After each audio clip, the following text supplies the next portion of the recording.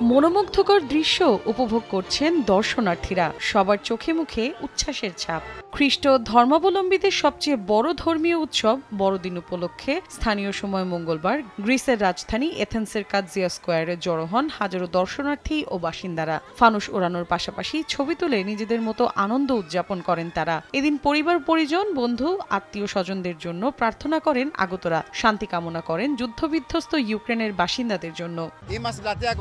ফানুসগুলো আকাশে উঠছে, আমরা সবাই অনেক খুশি। এথেন্সের উৎসব সবসময় অনেক বেশি সুন্দর হয়।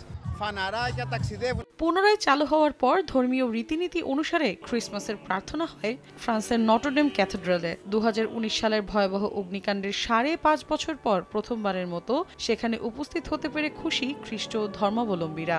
যুদ্ধবিধ্বস্ত ইউক্রেনে মঙ্গলবার সকালে কনকনে ঠান্ডা উপেক্ষা করে কিয়েভের গির্জাগুলোতে সমবেত হন ইউক্রেনীয়রা। মোমবাতি জ্বালিয়ে অশ্রুসিক্ত চোখে ঈশ্বরের কাছে স্বাভাবিক জীবনের প্রার্থনা করেন তারা। ক্রিসমাস সব ইউক্রেনীয়দের একত্রিত এবং লড়াই করার সাহস যোগায়। আমরা স্বাধীনতা অর্জন করব, লড়াই করে জিতবই।